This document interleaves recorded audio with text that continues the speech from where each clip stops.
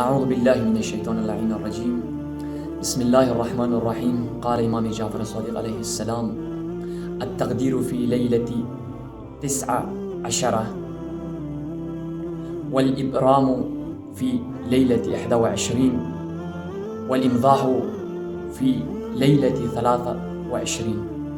امام جعفر الصادق علیہ السلام ارشاد فرماتے ہیں انسان کی تقدیر شب 19 میں لکھی جاتی ہے اور شب 21 میں انسان کی تقدیر کے اوپر طے کی جاتی ہے، اور شب 23 میں خداوند متعال اس کی سگنیچر کرتے ہیں۔